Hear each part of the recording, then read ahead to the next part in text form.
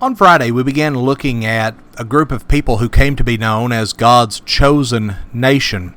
God had promised this nation certain lands in Genesis 15, verses 18 through 21, but careful Bible study refutes any future land claims of present-day premillennialists as well as those of the Anglo-Israel movement.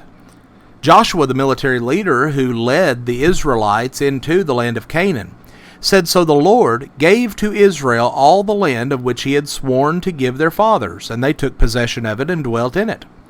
Not a word failed of any good thing which the Lord had spoken to the house of Israel.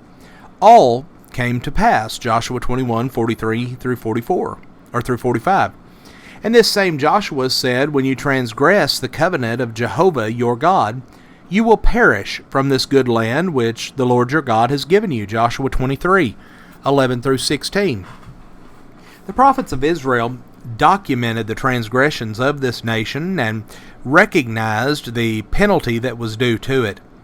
Alas, sinful nation, a people laden with iniquity, unless the Lord of hosts had left to us a very small remnant, we should have become like Sodom. We would have become made like Gomorrah, utterly destroyed. Well, through Jeremiah, God told the elders of the priests, "Because they have forsaken me, I will make void the counsel of Judah and Jerusalem."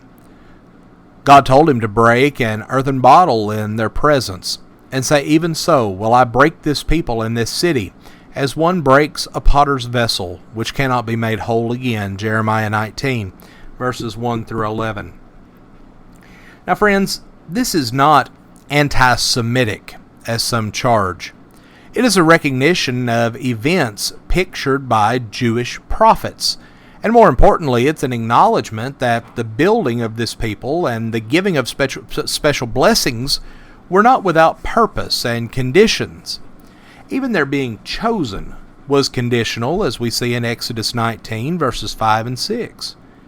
God is not now, nor has he ever been, a respecter of persons. His desire and ultimate goal is for all his creatures to have never changed. We must see the original choosing of Israel in the light of God's eternal purpose for mankind. We see the incarnation and the sacrifice of the Son of God so that all nations may be blessed. Now, what Israel may or may not accomplish today has the same relation to God's purposes as that of any other nation. So we see God's desires and ultimate goals for all his creatures have never changed. He wants them to serve him and to please him. But I want you to look at the original promise that God made to Abraham in Genesis 12, verses 2 and 3. "I will make of you a great nation. I will bless you and make your name great. You shall be a blessing. I will bless those who bless you. I will curse them who curse you. And in you all the families of the earth shall be blessed." A repetition of this promise is also found in Genesis 22 and verse 18. And here it says, "In your seed all the nations of the earth shall be blessed." Now, we're not left to guess the meaning of this. Paul, writing in Galatians 3 and verse 16, says, "Now to Abraham and his seed were the promises made."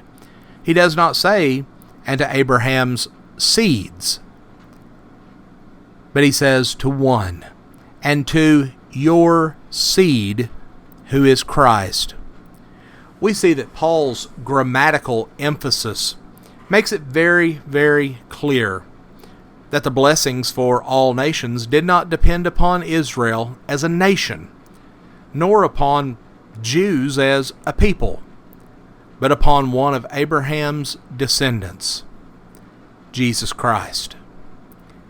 So many times today we see people who still believe that Israel is going to hold a special significance in the future of this world. Well, friends, that is not the case.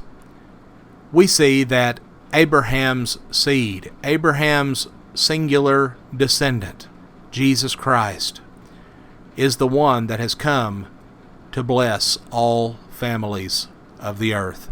Friends, we thank you for joining us for our program today, and have a blessed day.